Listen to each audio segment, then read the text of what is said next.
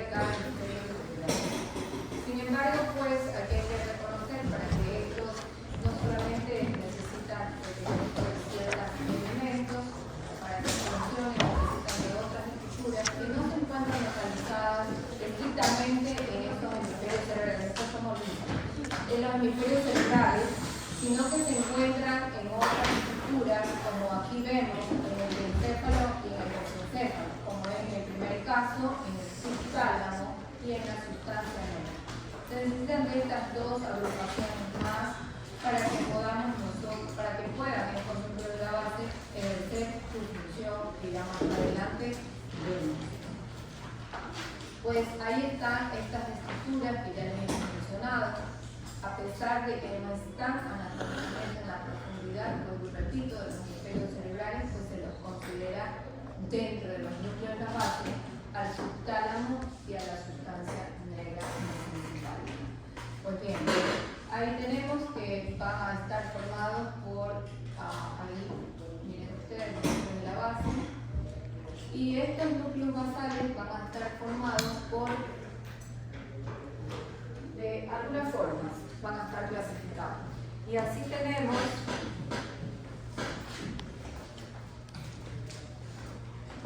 que, de acuerdo a la formación, digamos, de esos núcleos de la base, en la antigüedad del tipo de corteza, tenemos que se han,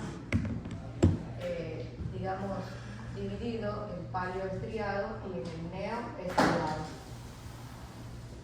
El neoestriado corresponde a lo que es el núcleo caudado y el núcleo cutámeno. Y el paleoestriado corresponde a los globos pálidos. También esto es en cuanto a la ontogenia, a cuanto cómo se formaron esas cortezas. Pero también existe otra clasificación que lo agrupa como cuerpo estriado. Y es que este cuerpo estriado corresponde a lo que es el caudado, núcleo caudado, y otro núcleo llamado lenticular que agrupa a su vez a dos núcleos, al putamen, así es, al putamen y al globo pálido.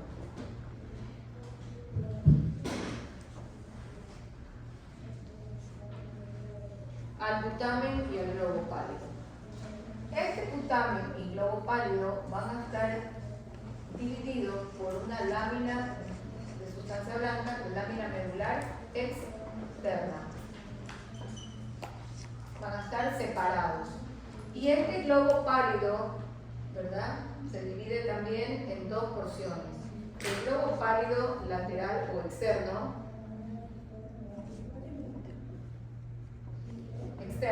y el globo pálido medial o interno. Y por otro lado también tenemos que existe una lámina medular interna, la lámina medular interna, que separa a estos dos globos pálidos, ¿ya? Dos zonas de sustancia blanca dividiendo, uno al putamen del globo pálido y la otra lámina dividiendo a esos dos globos pálidos. Ustedes en las guías, cuando hablan los autores de función, por lo general siempre hablan del neoestriado, que empiezan a trabajar. ¿Por qué? Porque casi la mayoría, casi todas las aferencias llegan acá, al neoestriado. Y las eferencias van a salir del globo pálido.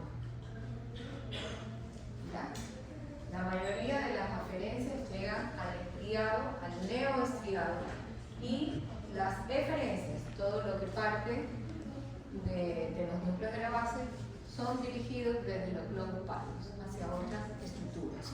Pues bien, cada una de estas estructuras tiene su particularidad, y así tenemos que el núcleo caudado es un núcleo en forma de C, es uno de los núcleos de la base, el más grande, y está formado por una cabeza, un cuerpo y una cola. La cabeza no es esa, grandota que ustedes ven. Esto es el cutáneo.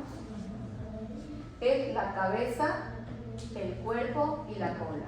Desde los ventrículos laterales, desde el polo frontal, ¿verdad? Los cuerdos frontales de los ventrículos laterales, se dirigen hacia la parte de atrás y van a terminar acá en el lóbulo temporal, muy próximo a otra estructura que es la amígdala.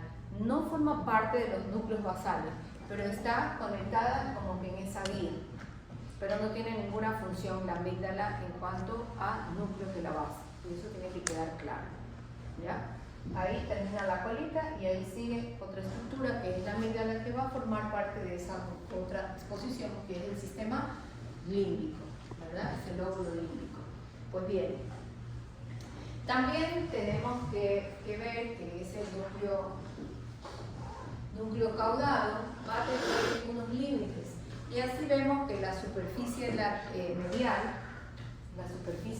de este núcleo caudado que está en verde, ¿verdad? Está dada con quién dijimos, con ese ventrículo lateral. Está pegadita al ventrículo lateral, la cabeza del núcleo caudado. Pues la superficie medial. La superficie lateralmente, ese núcleo caudado, está limitada ¿por quién? Por unas fibras de proyección que se denominan la cápsula interna. En rosa está la cápsula interna, ¿verdad?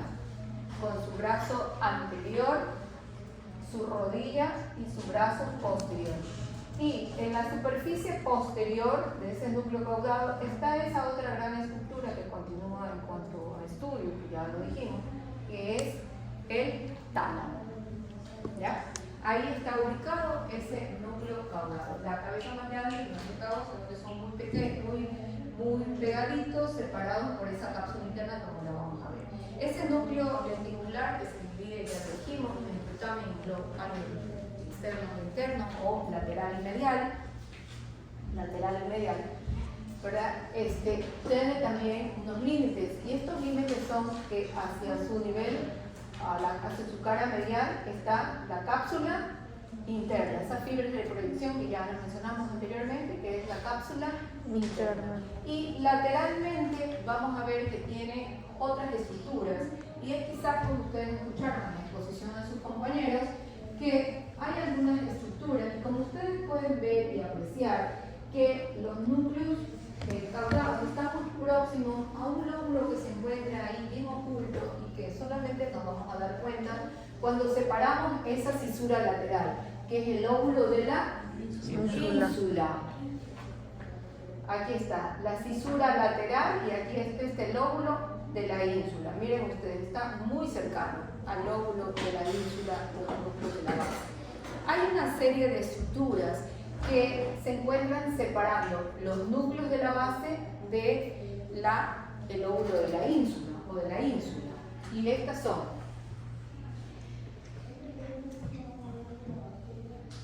ese núcleo lenticular que tiene forma de un cono, imagínense ustedes un cono de lado, con sus dos globos pálidos, y este putamen.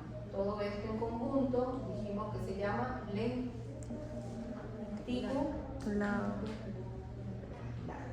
Entonces, y dijimos que acá pues en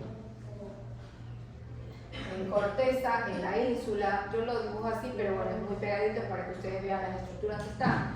Tenemos algunas estructuras, tanto de sustancia blanca como de sustancia gris. Entonces, dijimos que medialmente está esa cápsula interna, ahí, rodeándolo medialmente. Y lateralmente hay otra cápsula, ¿verdad?, que se denomina la cápsula externa. Si hay una cápsula interna, hay una cápsula externa. Después va a venir así un elemento de sustancia gris muy fino que se va a extender desde la parte, desde la punta de lo que es la cisura lateral acá internamente, o ese lóbulo de la ínsula, va a correr hasta el otro extremo de lóbulo a lóbulo, de punta a punta del lóbulo de la ínsula. Es una franja de sustancia gris que se denomina el claustrum. Después viene una banda de sustancia también, entre sustancia blanca, que se denomina la cápsula extrema. No es externa, es extrema. La cápsula extrema, y después viene esta corteza insular, la ínsula. ¿Ya? Entonces son 1, 2 y 3 estructuras que separan esos núcleos de la base.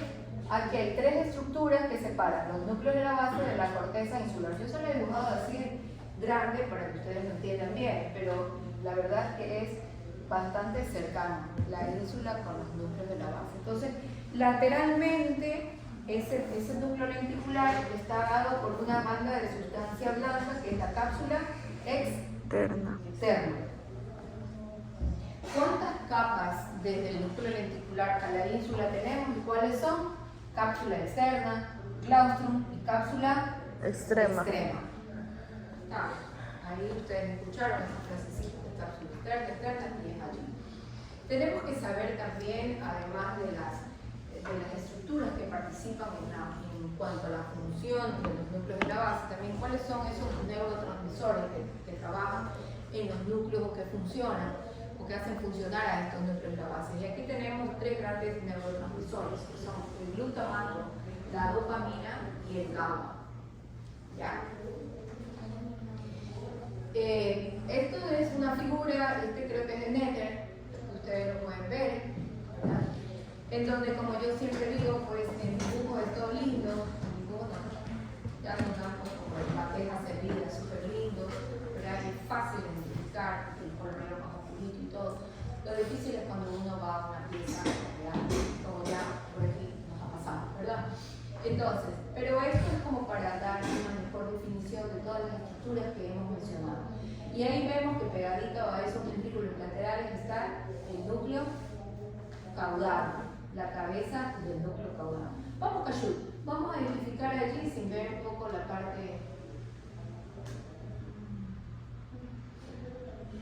Ahí.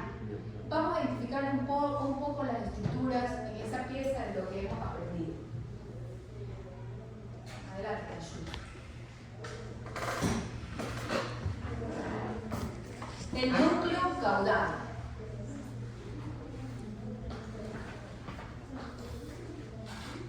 Toma aquí. Dice que está pegadita al ventrículo lateral.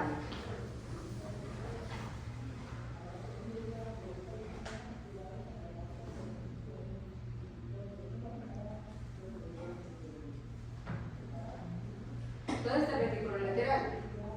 Ya, y al lado, ¿qué es? Eso gris, porque es corteza, ¿verdad? Es sustancia gris, son neuronas. Ese es el núcleo caudal. Muy bien, el núcleo, el putamen y el globo pálido. ¿Ese cuál es el putamen?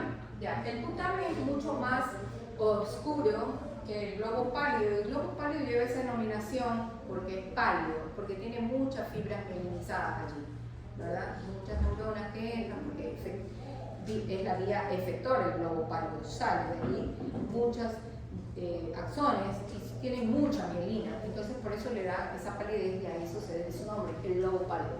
Muy bien, allí vamos a identificar la cápsula interna. La cápsula interna tiene una forma de boomerang, ¿verdad? ¿Sí o no?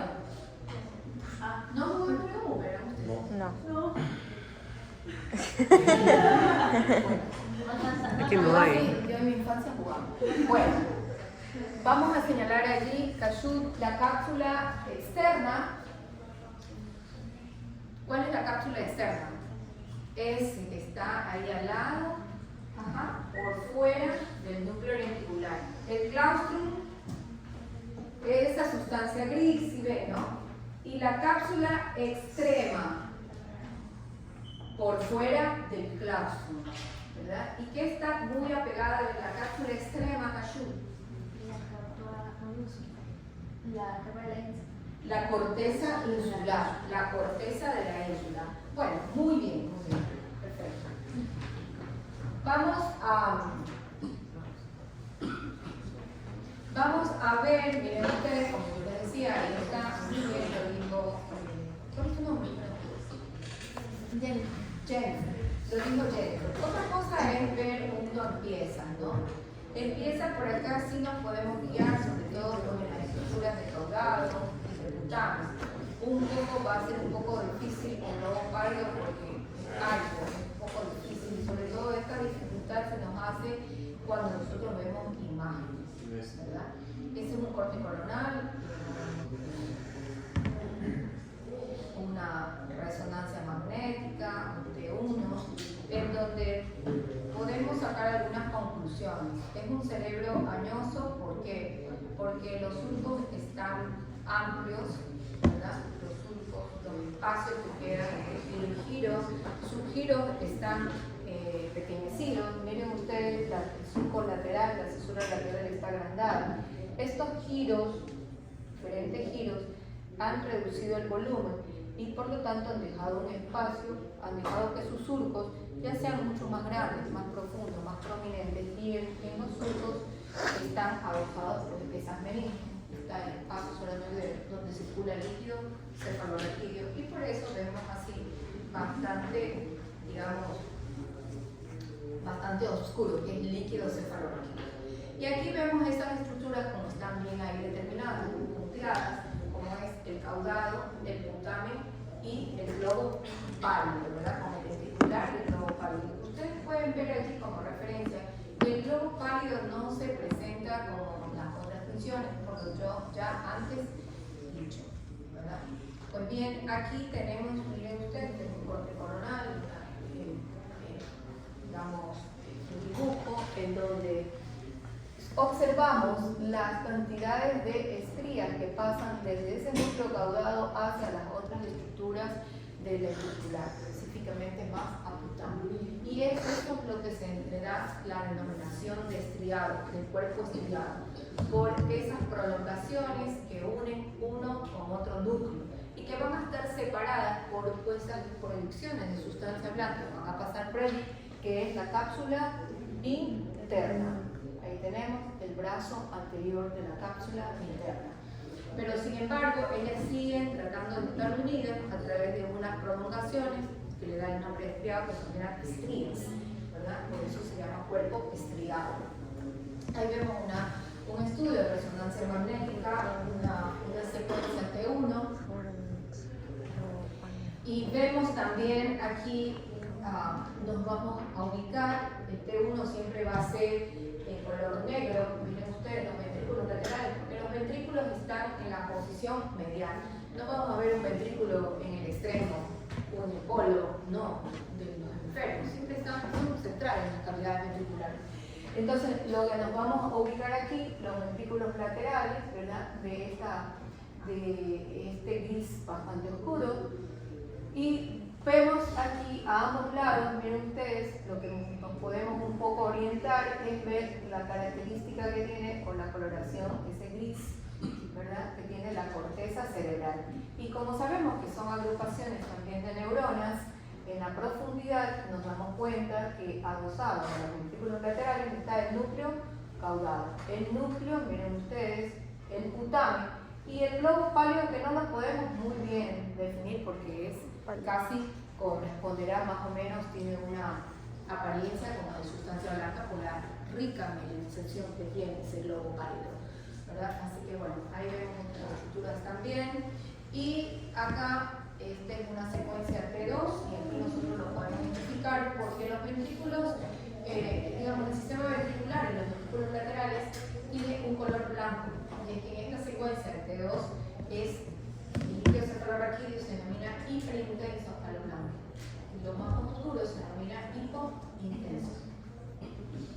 Entonces, allí también, mire, ahí es bastante difícil realmente también ubicarnos. La sustancia blanca acá toma una hipointensidad, es bastante oscura la sustancia blanca, por eso podemos ver nosotros ese cuerpo calloso que pasa, las fibras que pasan de un lado para otro, bastante oscuro.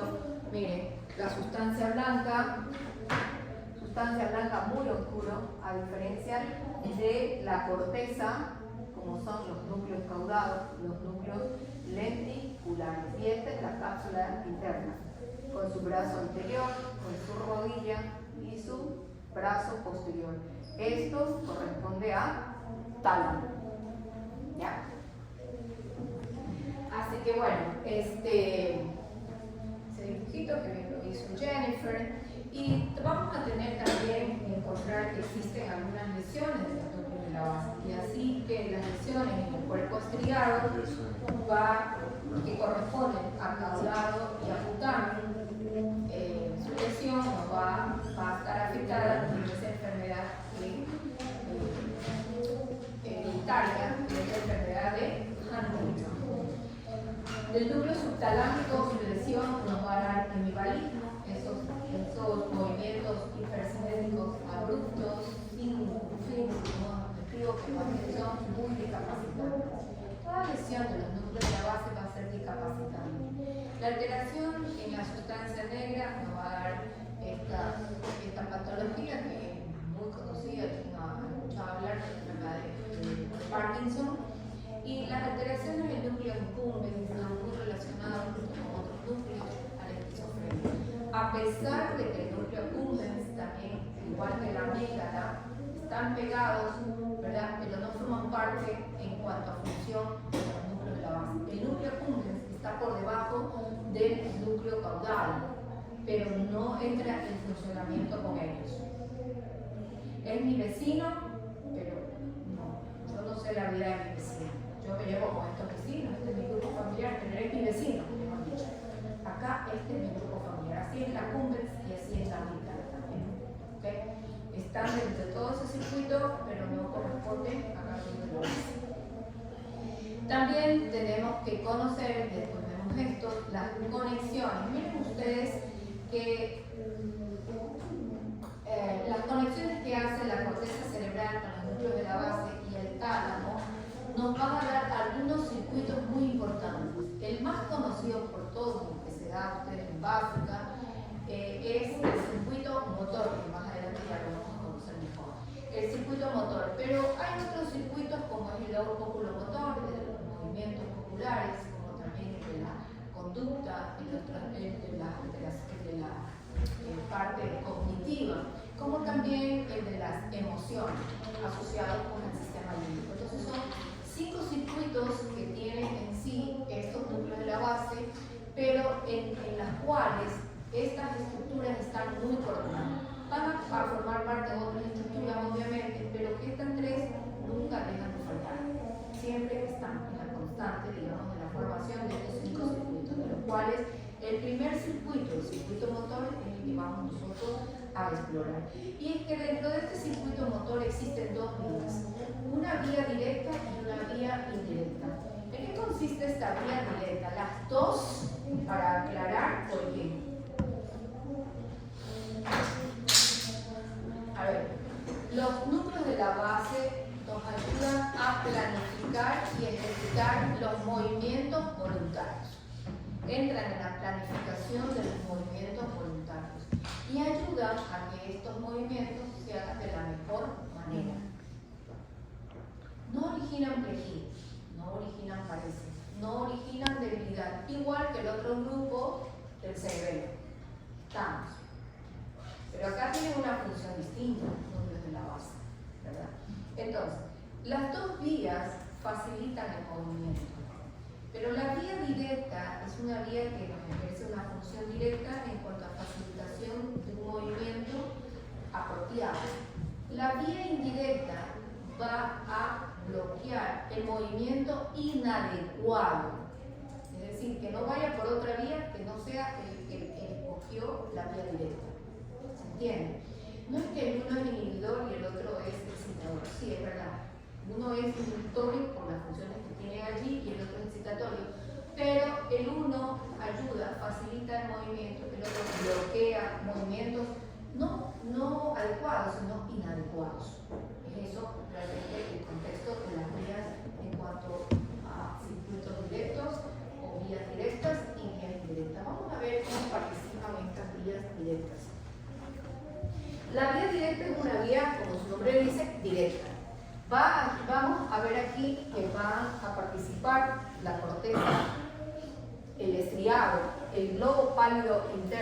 y el tálamo, ¿verdad? Entonces, vamos a ver, obviamente que esta información que viene de la corteza y le dice, mándenme ustedes su informe, aquí yo les doy, me piden esto, dice corteza prefrontal, corteza motora, le dice, les envía allí a ganglios de la base. Y los ganglios de la base lo que hacen es integrar, modular y ejecutar mejor la acción que les mandó corteza, ¿verdad? Y otra vez le reenvía a la corteza y le dice, mira, esto tiene que ser así corregido, ya que lo corregimos, mándalo ya. ¿Ok? Eso es lo que hace el núcleo de la base. Entonces, a través de la vía directa utiliza aquí un primer paso. La corteza utiliza al cuerpo estriado, la estimula.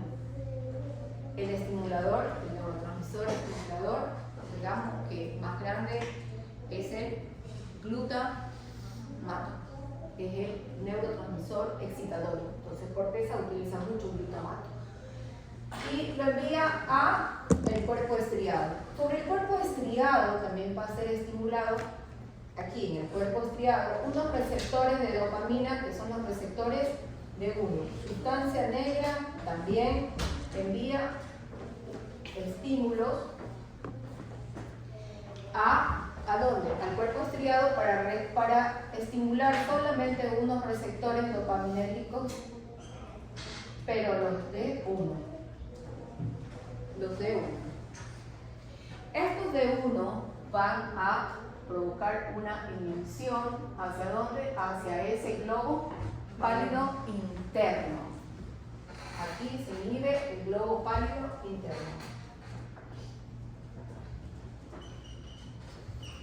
El globo pálido interno, ya desinhibido, va a permitir que ese tálamo, ¿verdad?, se estimule y estimule corteza. Se desinhiba y estimule corteza. Entonces, la vía va a ser corteza, estriado, la sustancia negra sí participa a través, y esto es importantísimo, a través, estimulando a través de los receptores de 1, inhiben al pálido interno, el pálido interno desinhibido hace que ese tálamo se excite y otra vez estimule corteza de una manera adecuada.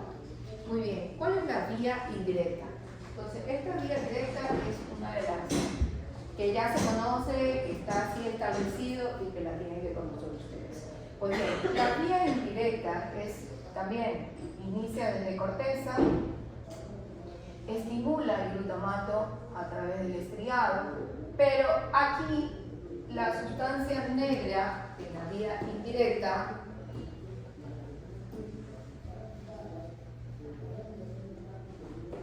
va a estimular o inhibir, acá miren ustedes, a los receptores D2 del cuerpo estriado. La vía indirecta utiliza en el estriado los receptores D2, inhibe a los receptores D2. Estos receptores D2 van a, esto van a inhibir al globo pálido externo. Aquí no entra el globo pálido aún, el globo pálido interno, sino el globo pálido externo. Este globo pálido externo va a seguir desinhibido y hace que este núcleo subtalámico se desinhiba, ¿verdad?, y actúe sobre el globo pálido, acá otra vez, interno. Es decir, que la vía indirecta son estos: los receptores de 2, un globo pálido externo y un núcleo subtalámico. Porque después de esto, la vía sigue igual. El globo pálido interno hacia inhibido, hace que ese tálamo se desinhiba, se estimule y estimule corteza, ¿verdad?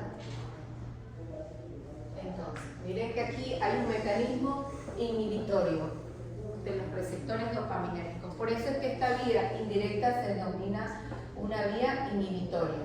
¿Pero inhibitoria de qué? De los movimientos inadecuados, ¿verdad? ella frena movimientos que no debe ser regular, la vía directa va más directamente haciendo sus movimientos de la manera más adecuada, pero esta vía como que la circunda y la va protegiendo y va diciendo, no, bueno, está bien lo que estás haciendo, esto voy quitando para que tú condiciones mejor el movimiento. Eso es lo que hace la vía indirecta. Entonces, una vía indirecta, vía inhibitoria. Y una vía directa porque es una vía excitatoria. Los receptores de uno son estimulados y son excitatorios. Los receptores de dos son estimulados, son inhibitorios. ¿Ok? Muy bien. Acá tenemos unos casos clínicos, ¿verdad?